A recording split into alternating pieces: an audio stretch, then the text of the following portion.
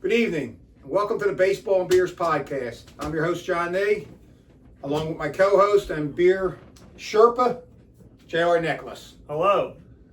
Hello to you, Junior. Cheers. We got a lot of drinking to do. We got a lot of drinking to do tonight. A lot of frustration after today's A game. lot of drinking to do. Things have not been breaking the Phillies' way lately. We're starting off right now tonight with a Victory Summer Love from Downingtown. It's your beer, you introduce it. Yeah, we're going to try a couple nights. Some of them might as well have some Victory. Some of the Phillies have only been able to taste once in the last 7 games. Victory's not a word they can apparently use right now. Yeah, I mean... we got some other beers to try. So, folks, since the last time we spoke, the Phillies had a 2-4 homestand. They had horrible pitching. Wheeler got lit up against the Braves game I was at. Luzardo got lit up for 12 runs. Somehow... I was at that game. You were at that game. Woo! Our manager, Thompson, decided to leave him in for 12 runs somehow. I don't know what his thinking was there. I don't know what's going on there. And bad bullpen, but that's going to be a reoccurring thing. Yes, we're going to talk about that every week, it seems, since the start of the season. Right. You know, and we ventured out on this current start to a 6-game road trip, Toronto, which ended today with another loss, another crushing defeat. One that they took at the hands of the Braves. Milwaukee beat us up pretty good at home, like I said, and now Toronto crushed us today. It's starting to seem like it's with this bullpen, and Luzardo again. I mean, Luzardo's given up 20 runs in his last 2 games. I don't know what's going on there with him. Not a good 2 starts. I would hate to use the word dead arm June 5th, but maybe he's just tipping pitches again, or not again. Maybe he's tipping his pitches like Luzardo or Romano was earlier in the season, and hopefully that's something they get corrected. Because with Nola still out, a lot of speculation. There, this pitching is not doing too good. I mean, looked good. Tuesday night, Bryce Harper returned from being hit, and good game Tuesday night. After their off day, they're off much needed off day after getting their asses handed to them by Milwaukee. Topper went home apparently to hang out at his own home. Yep, Canadian. And everybody else is flying over in helicopters over Niagara Falls. Having good fun. For them. They had a nice day, nice off day. Came back, hit the shit out of the ball Tuesday night. Scored a lot of runs early. And did nothing since. Nothing really after in that game. And then let's go forward with Wednesday night. What happened Wednesday night? Abel. Yeah, Abel. Mick Abel. What can you say? It's a second great start for him. His offense let him down. He scored 1 run for him. No. That seems to be a recurring problem as well. And that was it, man. They checked out for the rest of the game. Yeah, it's been frustrating to say the least. We seem to be beating up on the bad teams. We seem to be struggling with the teams that are above 500. I mean, we were 5 back of the Mets. Caught them, playing some pretty. Let's be honest here, folks. Some pretty crappy teams. Colorado, Pittsburgh, even the A's. Yes. I mean, the A's started off pretty good start the season. When the Phillies got them, they had lost something like 9 out of 10. So they're barely went 9-1, whatever. They're beating up on shitty teams. Let's be honest here. Right. They caught the Mets. They took the lead. Now they're currently on a 1-7, 1-6 run. Oh, right. With the the Mets have caught them and have passed them. The Mets went out to L.A. They've taken 2 or 3 from the Dodgers so far. The Mets go play the Rockies next, so they're probably going to win 3 more there. Mets are playing now. I can see what's doing. Phillies are heading out to Pittsburgh, where normally I would like to think that's going to be Phillies are going to win 3 games, but I don't know. They run in the Skeens. That's a loss most likely, but Abel got past them. I don't know where we're at right now, but Nick Abel is a nice little story there. And we'll get back to him later because I'm gonna get into some of the things like what I think this team needs to do what Dombrowski needs to do going forward. And I'm gonna interrupt with beers. And we are gonna let's finish these victories and then we'll jump into what you got in the Eddie there. Yes. So as we enter the third month of the season, folks, it's June already. I can't believe I'm saying it's going quick. It's June. How about it, man? The flaws of this team. It's abundantly clear what's wrong here. The bullpen again. No closer again. That seems to be a yearly occurrence. The offense is hot and cold. They don't seem to be hitting against good pitching. No. Their defense is awful. I mean, just making bad plays. Can I mention? You sure can. You can mention any comment. Yeah. 2 things. 1, the Mets are winning 4-3 over the Dodgers in the 6th inning. 7th, now top of the 7th. Okay, go Dodgers. Let's get the win for the Dodgers. But that play today, Turner goes out to kind of basket catch over the shoulder. It's the worst shortstop in baseball. Well, not only best way to say was it bad for, I don't know. Kepler, that's Kepler's ball. Kepler's got to call him off. Yeah, Kepler's, Kepler's, he slowed up because he saw Trey coming. He calls for that ball and he makes that play. That's what I Well, again, that's another scenario of players just players not communicating. Well, not communicating, but also players being out of position when they come to Philadelphia. Kepler's a right fielder. He's played some center field. Phillies got him in left field. Weston Wilson's an infielder. He plays a little bit of outfield. The Phillies got him in left field. Wilson can't play left field. Marsh, they got him out there in center field. I know they went to the World Series in 22 with Schwarber in left and Marsh in center. Marsh is not a good center fielder. He's a good left fielder. He's average. He's average. Yeah. You got Rojas. Yeah. I mean, I'm going to touch on that a little later as well. Turner's, he gets to a lot of balls. Some shortstops may not get to, like, say, Sosa, but he boots a lot of balls. He leads the league in errors every year. It's just their defense is bad. It is not a good defense. Castellanos doesn't make any errors out there in right field, but he also does not get to a lot of balls in the gap. Right, so he doesn't. There's a lot of deficiencies there. So you're right. So let's knock these down and let's get something out of that Yeti and introduce that to the folks here. Here we go. Hold on. We got to take a breath. Take a breath, Johnny. I remember that we did a podcast earlier. They drink up. Yeah, drink up. Drink up. Give us a second here, folks. Everybody's a little frustrated over today's game. We got some drinking to do. Very good. Okay, so here we go. I was at La Cabra in Berwyn. I've talked about La Cabra over and over again. Local brewery, one of my favorites. Local brewery, La Cabra in Berwyn. I talked to the brewer, Justin, about coming in to sit in the front window. He goes, you can post, you can do a little podcast in the front window. That'd be cool. He goes, whatever you want to do. I said, they had just canned this. Oh, I've never seen that one. Allura Italian Pilsner. This is fresh. This is fresh as fuck, Johnny. This is like right out of the oven here, man. This is like if you're into good baked bread, this is good brewed beer right here. This is Allura Italian Pilsner, 5.2%. Like Cabra. This is an drinkable, outstanding Pilsner. I had a couple glasses watching the game. Obviously, I wasn't too happy watching the game. This was the highlight of my afternoon right here. Fill them up. Allura from La Cabra in Berwyn, Italian Pilsner. There it is. All right, let me get a quick sip before we jump back into this. Cheers. Let's pull it together here. Oh, that is very good. Very good. All right, so folks, I got some notes here tonight because I had a lot of shit on my mind the last couple of days. I had to write down so I didn't forget it. So I'm going to pop the glasses on here, take a quick peek. Go for it, John. All right, here we go. All right, so with what we talked about so far, going forward, now that we're in June, trade deadline coming up in July, how does Dombrowski fix this? So for the next 6 or 7 weeks, it's going to have to be, nobody is going to be dealing any relievers, outfielders. No moves are going to be made imminently. Nothing's going to happen until close to that trade deadline. Not panicking yet. So there's no, I don't want to use the word panic.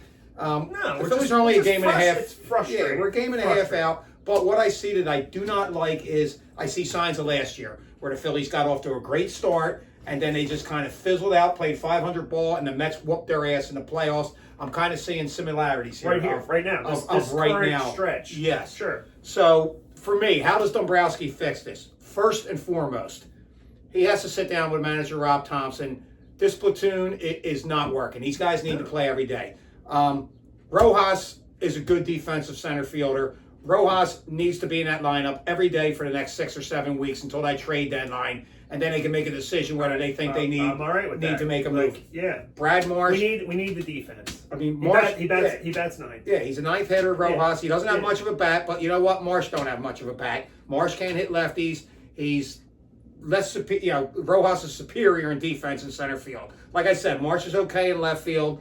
If you want to split time between Marsh and Kepler, I mean, I wouldn't even do that. Right now, for me, the Marsh experiment is over. He's a fourth outfielder. Right. You brought Kepler in here. Why, I don't know. You decided to pay him $10 million. This is a 237 lifetime hitter. Look, he's got a little pop. He'll hit 24 homers. So, you know what, Rob? Play him every day. If the guy's going to hit 225, 230, that's, his lifetime average is 237. Let's at least get some home runs out of the guy every once in a while and go with that. So that's one thing I would look at. He had a bad game today, Johnny. Yeah, he did. I mean, there was men on base 3 times today. I mean, he's a 237 hitter, Joe. I mean, what do you expect? I mean, again, frustration. We needed one. We needed one hit out of this. Yeah, they brought him in here looking, I guess, for the long ball. Like I said at Citizens Bank Park, and the blunder with Trey. I'm really kind of pissed about that. He averages about 24 homers a year. So right now he's got 6. So he's almost not quite on pace for that. But if he played every day, maybe he would. You're switching Kepler out with Which that. is to your point you just made. Yeah, they got to play. He's got to play. Rojas every day, Kepler every day. Look, Weston Wilson is not a left fielder. Stott every day. Yeah, Stott every day. We've been beating that down a lot. Yeah, I mean it's your Sosa platoon playing a little too much. You have 3 platoons going on. Look, it's just not working. Weston Wilson is not a left fielder. You can see that he's not getting the balls. Marsh is not getting the balls in center. Just get Kepler's a better fielder than Wilson. He's a better hitter. Get them playing every day, and see what happens. Yeah, just see what happens. I mean, consistent lineup is what. Yes, we need a consistent lineup. Again, you brought up Sosa and Stott. Stott needs to play every day. Every day. Sosa's a backup. He's an he's a utility. We're not asking nicely anymore, Johnny. No, and you can't because they're going to struggle. Guys are going to struggle all year if they do this. Wilson got Sosa got some playing time when Harper was out. His average is falling as he plays every day. 2 times a week's okay. Look, let Baum play 9 games in a row. Yep. You get Sosa a game at third. Turner 10 games in a row. You get Sosa a game at short. Stott 8 games in a row. You get Sosa a game in there. 2 out of 7, 2 out of 10 games is fine. Right. Marchand, same with catcher. You need JT catching. Although I would like to see Marchand. He is a good defensive catcher. Yeah, it's a shame about JT last night. Yeah, JT took a hell of a blow there. I didn't even want to discuss that. Let's just leave that one alone. Makes my blood curdle. That was tough. Tough to watch. Tough to watch, man. But anyway, maybe as the year goes on, he's getting a little older though. Speaking of JT, hopefully he's okay. I'd like to see Marchand maybe. One more game a week. Yeah, if you can get two out of every 8 games for him instead of 2 out of 10. Yeah. 2 out of 12 would probably be a little better. Just maybe one more game in there a week. Off days considered and stuff. Another option for the Phillies with this outfield is Crawford down in AAA's killing it. He's hitting 340. The knock on Crawford, and this is something that I never gave much thought to because my whole life I was taught to hit like this. Apparently he hits the ball on the ground at a 60% rate. That's a and lot. I was always told that as a kid growing up, hit the ball on the ground. But apparently with the scouts and the pros, they're thinking against good pitching and better defense in the pros, that's going to be a lot of outs and them ground balls. So they're trying to get him to, again, here comes the old launch angle and exit velocity and all the that. Shit we love. Yeah, all that. They're trying to get him more towards the analytical part. So apparently a 340 average don't mean much anymore if you don't have the right launch angle. So, I mean, don't look for Crawford anytime soon. So, I mean, I think I would just give the kid a shot. They did bring Rojas up here in 2022 right out of Double-A. Crawford has nothing left, in my opinion, to prove in Triple-A. I mean, he's doing it, but apparently this launch angle, this launch angle is a big thing for them. So, that's a second option there. Either play Rojas and Kepler. You want to try Crawford, you could do that. And then, of course, the third option, we'll talk down the road a little bit tonight, a little later, would be a trade. And we'll discuss what that might take, who's even out there to be traded for the outfield, and we'll go from there. So we're still going to have another one of these bad boys. Yeah, we're still talking Cedric Mullins. That's still on the table, hopefully. Yeah, I got him back here. I got some players back here. Jumping ahead, but there's a lot to unpack there. We got a lot. There's a lot to talk about. So we wanted to jump in. Well, the Achilles heel. Let's jump into the bullpen. Yes. Let's talk about the bullpen. We all know Alvarado's out. Avocado is down in Venezuela. Big blow to the team, which leaves us with basically, and I can say this lately, I guess 3 viable options for high leverage situations in Romano, Kakarin, and Strom, and they have not been good. So to be honest, I mean, right now this bullpen. Ironic game last night with Romano getting the blown save and the loss, and Hoffman getting the win. That was. What are you gonna do? That was something to see, but we didn't hit, Johnny. You do. I'm not. Should have won that game last night. I mean, all right, Romano. If he gets the right inning, gets some extra innings at 10th. But you know what? You shouldn't be in that spot. We should be winning. We should score like 4 or 5 runs for Christ's sake. Yes, you gave up 1 run, so you scored 1 run, so that's that. So like I said, you got 3 viable arms down there for high leverage situations. You got the Ross, Banks, Hernandez, I don't even want to mention his name come playoff time, but Ross Banks, Walker, these guys are okay to throw in there during the 5th, 6th, 7th innings, regular season games. They're not guys you can count on come playoff time. Does anybody want to see Banks pitching to Juan Soto in the 8th inning of a 3-3 game? With a guy on 2nd and 3rd and 2 outs or something? No. You know? I mean, obviously, I'd probably walk him, and then what? Maybe you bring in Joe Ross to face Alonso? No. I ain't happy with that. So, I mean, this is an area we're going to have to address. We need help there. Now, getting back to what has been good so far this year, up until the last 6 or 7 games, has been the starting pitching. Wheeler, Luzardo's been good. Sanchez, Suarez, and Abel looks like he's going to be looks like he's a big league pitcher. His first 2 starts. That Toronto lineup, that Toronto team is right there with Tampa Bay in the standings. They're like 3 games behind the Yankees. Both they're first good, both 500. They're a good team. Yeah. They didn't start out good. They've gotten better. Yeah, they're playing better. better. They're a good team. That's a good lineup. Abel pitched really well. Yeah. I mean, so now, Nola's hurt. He's going to be back probably in July. He had a little setback. He wanted to throw this in the bullpen in Toronto. I don't think he did. So they're just saying No, he did not. His ankle's still bothering him. Yeah, so they're just going to go a couple. So I'm not expecting Nola to sometime in July. July's a long way off. If he's out a couple weeks, he's going to need rehab. So I'm expecting him down for the whole month of June. So really? You're going to see Painter for 2 or 3 more starts at least. I mean, I'm sorry, you're going to see Abel. So Andrew Painter, he's due up in July after the All-Star break they're talking about. So there's a chance, folks, hitting August that this team could have 7 starters technically. Well, we're not counting Walker in that 7. No. Walker's in the bullpen. Okay. You would have Wheeler, Luzardo, Sanchez, Suarez, Nola. I say Nola. Painter and Abel. Yeah, Painter and Abel. So technically, you're adding the 2 young bucks. Yeah, I'm adding the 2 young bucks. Painter's coming up. They said that he's coming up after the All-Star break. So he's going to be up here. It's a good problem to have. We talked about that before. So it's cool. I mean, there's an option before the trade deadline, folks. You're going to have 7 starters. Obviously, you can only pitch 5. Some teams like to go to that 6th starter. Maybe they do that. Who knows? Maybe they try to do that. I don't like it. But the obvious move for me here is, and we've seen him in relief, and he's good at it. He's a cool customer when he's in relief.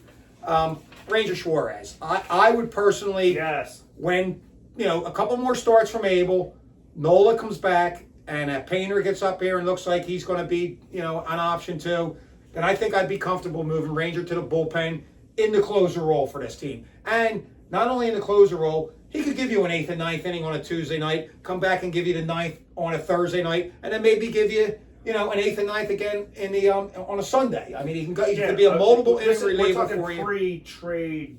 Free-trade deadline. We're trying to bridge to the trade. Yeah, so there's an option there. They can go internally for the next 7 weeks until the deadline we can manage.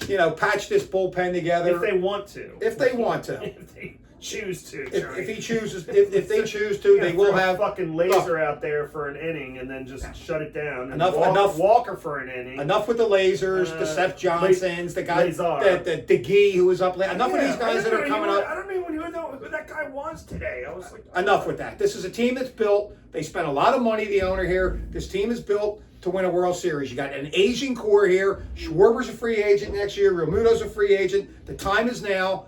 Get out there, Dombrowski. You've made some pretty lame moves the last 3 years at the trade deadline with the Nola Syndergaards of the world and all that. This year's the time to you got to either decide what you're doing right here with this team. Okay? Now, that brings us 2 trade options. Okay? Now, speaking of Ranger Suarez, also a free agent, and with the emergence of these young pitchers and Painter on the way, he could become expendable. Yes, he wants to start. I would love to see the Phillies keep him as a reliever. But he's going to hit free agency, folks. So the Phillies could decide to possibly move Ranger for, say, a reliever or a center fielder. He would be a good trade candidate because him being a free agent, and if you were to pick up a guy who was going to be basically a rental for rental move. I do not want to deal personally any of our prospects to get a rental player in. No. Any of them, especially our top 4. No top prospects. We have 4 top-of-the-line prospects in Painter, Crawford, Miller, and a young catcher, Eduardo Tate, who's probably 3 years away. This year, he's probably around 28. They got to bridge that gap. JT, Marchand. I'm not sure how they're going to do that. So I want to hold on to them. If you're going to make a splash, if you're going to go out, and I'm going to talk about this a little bit, the top tier closers, relievers, Sure. second tier, even the third tier guys that that I know that are up there for that are going to be on the block. If you're going to go for a top tier, it's going to cost you a Ranger or one of your top 4 prospects. It might cost you Abel. Nick Abel's going to be. They're going to come calling for Abel. Painter, Abel.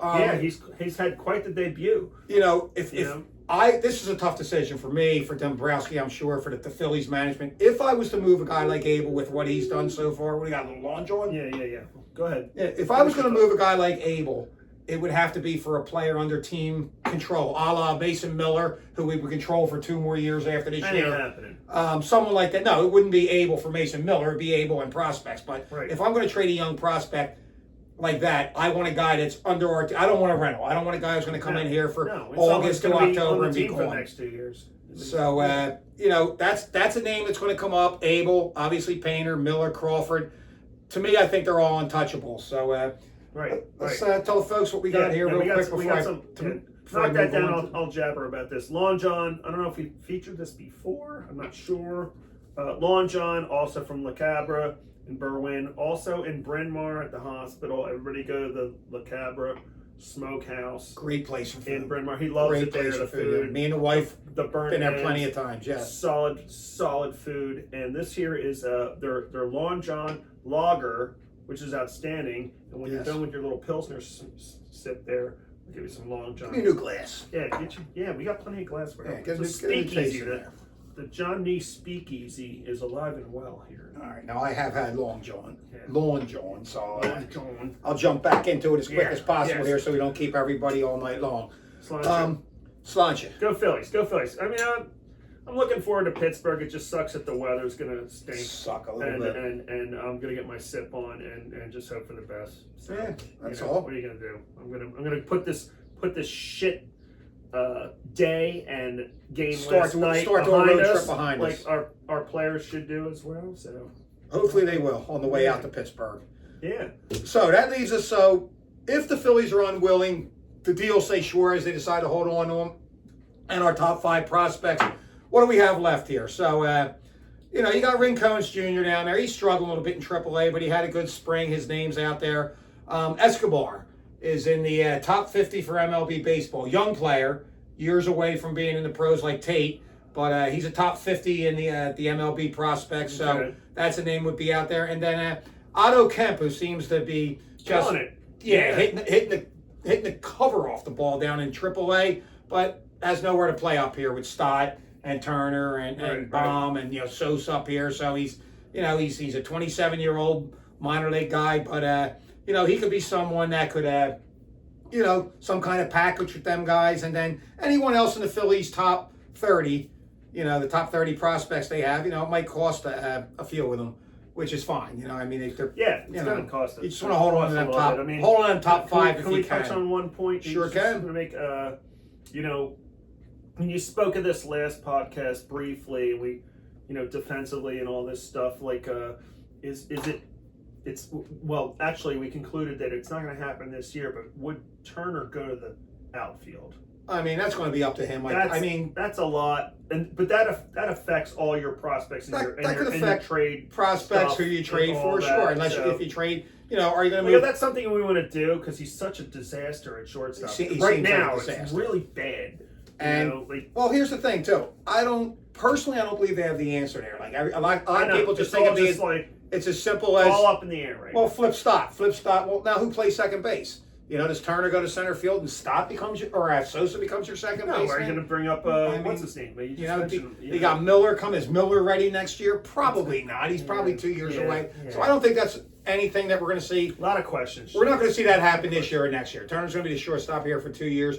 Now, when Miller's ready, he is a shortstop. He can play second or third. So, I mean, at some point Miller's going to be here, and that's going to force some tough questions. Do they? Yeah.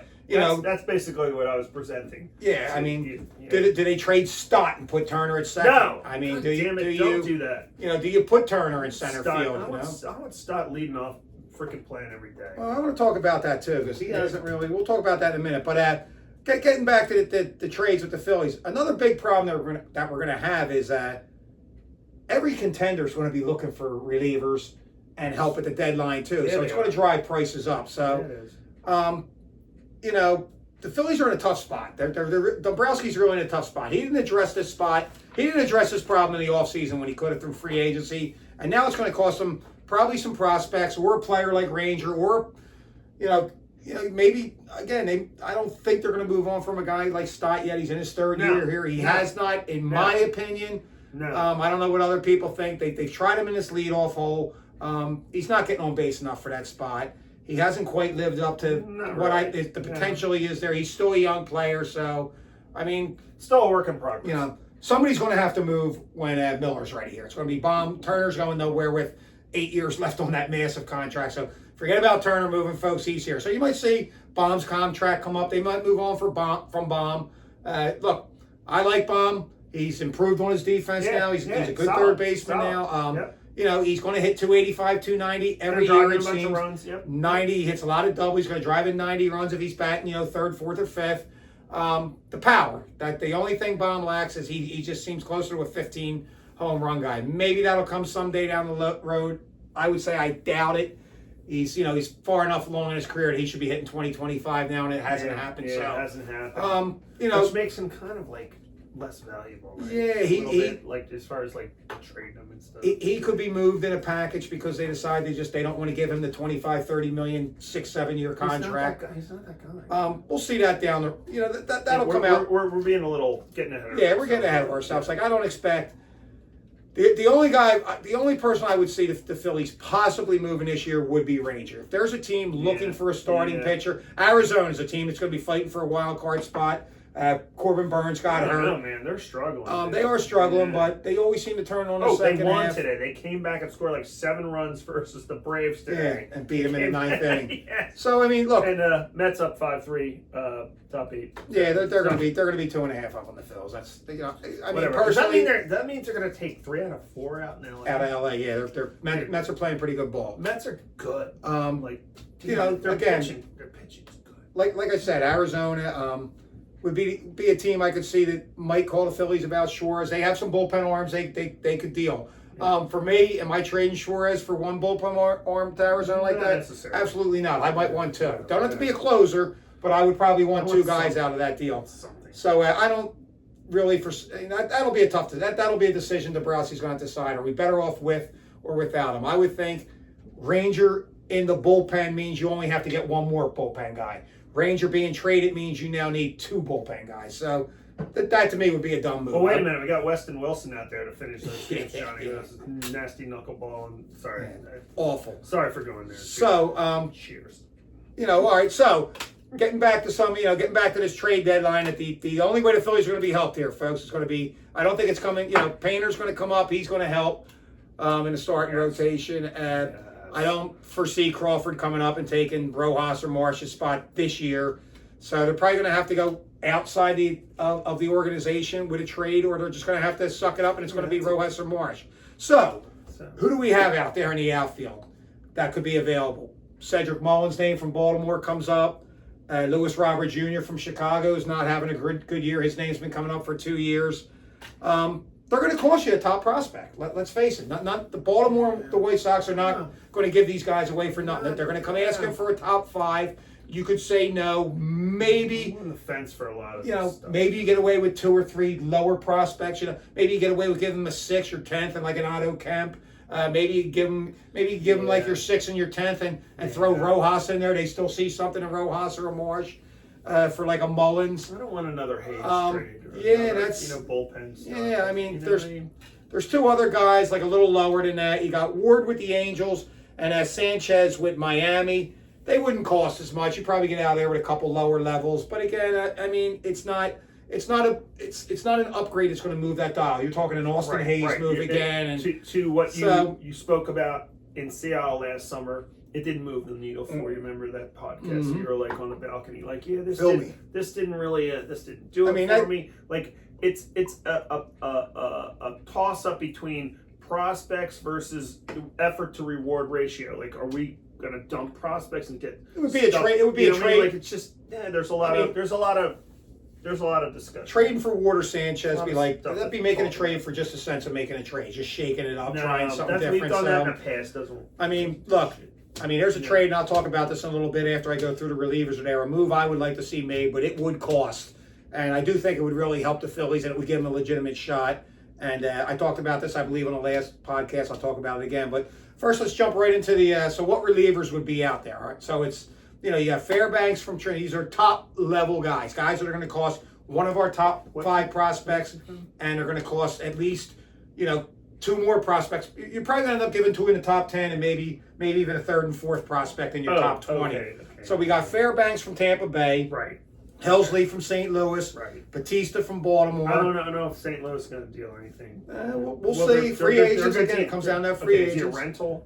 He'd be a rental. You got Batista. Well, then maybe it doesn't cost as much, right? No, they're still going to look. They're going to look to cash in. You got Bautista from Baltimore, sure. Miller from the A's, who I don't think the A's are going to deal him. He's under team control, but we're going to throw his name out there because it's going to come up. And then you got an older player, but's having a pretty good year, and with Boston, Chapman.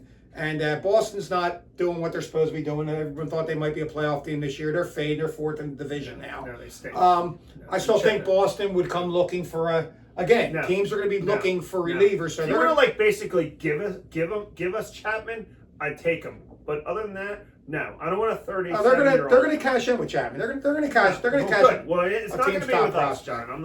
I'm totally opposed. That's a hard pass for me. Yeah, it could be. I mean, I don't think they would go that route, Chapman. No. Although they could use a hard throwing lefty down in that bullpen to replace Alvarado. So I mean. True, but that's not the. We'll see what happens there. Again, multiple teams are going to be vying for these guys' services, so it's going to cost. And again, Dombrowski failed to address this in the offseason when he could have did it with just money, and now it's going to cost some players. He could drop down to the to the good point to the the tier 2 type guys. So you got Finnegan over in Washington. You got Kenley Jansen out with the Angels, Bender with Miami, and Santana with Pittsburgh. I'm not down with Jansen either. Finnegan maybe for a lower level prospect or 2. I wouldn't give up anything of value for any of these guys. They would all help. Every one of them would. One of them would be an upgrade to the Phillies. Yeah, they can help. If we get them for lower level prospects, I'm talking, below 10. Say you could give away a 12 and a 15 to get one of these guys. That'd be a good move. And then there's also, there's a Dumpster Dave. He likes to dive a little bit sometimes. We did it last year, didn't we? We could always see a reunion with, and they're going to be on the block, Sir Anthony Dominguez or Gregory Soto with Baltimore. Names have been thrown around as guys that are going to be on the block. Soto's still down there. Dominguez is still down there. I believe they're pitching with ERAs in the 4 and 5. So probably right up Dombrowski's alley. Probably get away with a 30th, number 30th prospect in the system for one of them. And hopefully we don't go down that route again. Although Dominguez, I liked Dominguez when he was here. It's just a shame. And then there's one more name, and I don't know what I would give up for this. I would give up. A couple lower levels again. Bednar out in Pittsburgh. He's lost his closer role out there. He struggled last year a little bit. He's struggling again this year. Maybe a change of scenery. This was an all-star closer. It couldn't hurt with the being jump. on a team that doesn't stink. Yeah, I mean, with what we're throwing out there, with their lineup, it's it would be a blessing for him to go anywhere at this point. Now, I said I was going to get back to one thing before we close out here for the night. One trade that I really like here, and this will probably be available with Baltimore playing as bad as they have this year. So with Cedric Mullins in center field and their closer Batista. Yeah. We talked about this last time in my basement, I believe. Yeah, that knocks out two birds with one stone. It's a good trade. Yeah, but you're talking there. Right off the bat, you're talking 4 or 5 prospects for those 2 guys. Might be able. Rollins going from, Rollins being a player that would go to replace Mullins maybe down there, Rojas. I'm sorry. I got no problem Rojas going, but it would probably still cost you Rojas and 5 prospects. Now, they're going to want, obviously, a top 5 for Batista for sure. Mullins maybe in the 6 to 10 range. So you're going to lose one of your guys. Would you? I would throw together some form of a package. All right, I'd start with Rojas. I'd possibly, if they were looking for a pitcher, I'd give them Abel over Painter for that move. If I get Cedric Mullins, that would kind of make Crawford a guy like, if I had to throw in a deal, I could throw in an Abel, a Crawford, Rojas, and then maybe a couple lower level guys, seeing if it got it done. I don't want to do that deal, but if that was out there, if we get that closer Batista and we could get Mullins, I mean, Mullins, he's got a little pop in his bat, little power. He can steal some bases, play a good center field for you, and you'd have a lockdown closer. You'd put Ranger down in that Ranger Schwartz down in that bullpen with Batista. I like it. It's just going to cost a lot. It's going to cost. So if Dombrowski's willing to address that and lose a guy like Abel, possibly Crawford, and a couple more, maybe another top 10 prospects, someone from 6 to 10 like an Escobar, and a couple lower level ones, then that would probably be the move I would make. And I really think that could put this team over the top. You'd have a center fielder with some pop in the bat, plays a good defense out there. You'd have your closer, again, Ranger down there, be the other reliever. And then you could kind of settle in with Romano, Kakarin, and Strom pitching pretty much like the 6th to 7th innings come playoff time. Yeah, and Suarez in the 8th and Batista in the 9th. Guys in their roles that you've talked about before, they've kind of been elevated to like later inning. Yeah, everybody's pushed up a notch, and it's not working out so well. It's not working out. A big disappointment so far this year has been Romano. Romano was an all-star closer for 3 years in Toronto. He had like a good few weeks. He was awful. He did okay, and now he's awful again. But nothing like he was in Toronto. He's coming off an injury, so maybe that's to be expected the first half of the season. Maybe he turns it around and establishes himself as a closer in the second half. I don't think Kakarin's taken that next step yet. No. He's kind of just treading water right now. We're right there. Him, Strom. I think Strom, in my opinion, Strom has dropped off a little bit. Little bit. Last year. Yeah. He's given up runs. We like Romano as a clubhouse guy. He's a good guy. He's which I know doesn't mean shit. Yeah, that ain't going to win games. It ain't going to win games. But like, I'm not going to throw him under the bus. No. And one more thing I want to address here real quick before we let you go for tonight. They tried Stott in the leadoff position, and they're switching. Stott one night, Turner the next night, lefty, righty, BS, blah, blah, blah. I mean, it's Turner. You know what, Rob?